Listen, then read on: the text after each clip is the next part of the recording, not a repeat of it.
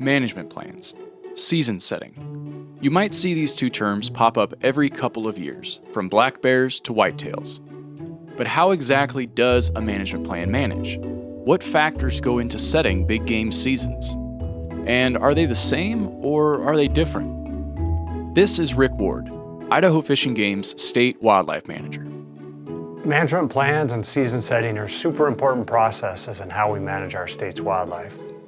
Essentially, think of a management plan as sideboards and season setting as what happens within those sideboards.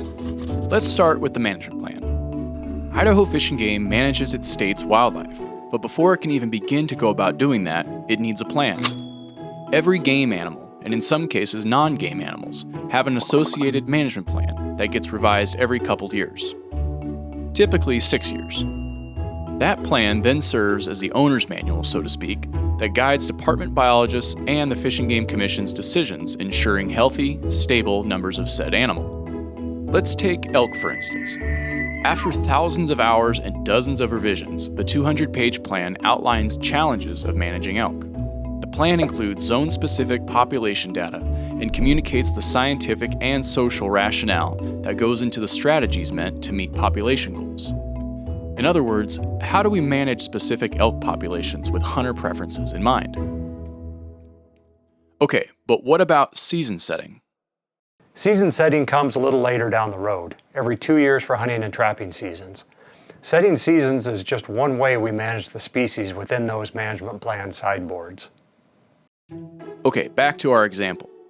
With the management plan, or sideboards as Rick puts it, guiding wildlife managers' decisions, a different strategy can be applied to each individual unit, or in this case, elk zone. Idaho is divided up into 28 elk zones, and each of those zones offer a different recipe for hunter opportunity.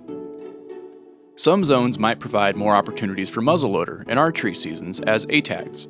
Others are better suited for centerfire rifle seasons as B tags, and some offer controlled hunts only.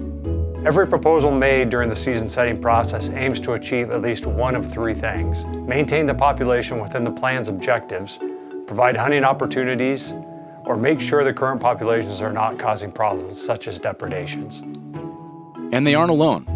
When it comes to making these difficult decisions, Idaho Fish and Game enlists the help of a very passionate, informed group of people. You, the public. Hunters' collective role in the season setting process cannot be overstated.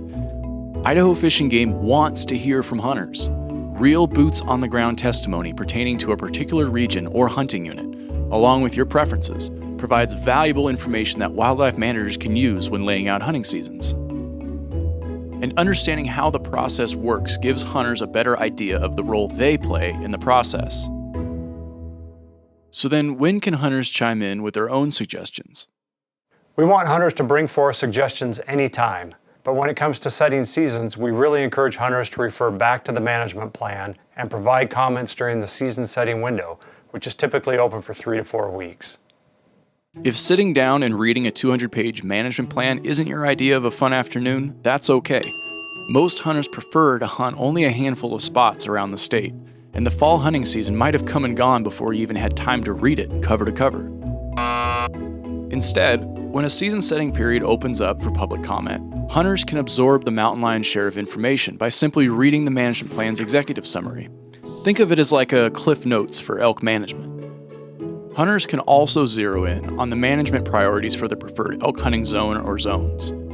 More than half of the elk plan is dedicated to laying out background information and management priorities for each of Idaho's 28 elk zones. Of course, anyone is welcome to go that extra mile and read the whole unabridged plan, but starting with the executive summary and skipping ahead to the sections that apply to you and your hunting spot is a much more effective shortcut in telling you what you want to know. And that's it. We want every bit of feedback hunters are willing to take the time and share. We cannot stress it enough. Hunter input is incredibly valuable in how we shape seasons, whether they're in full support or have alternative suggestions.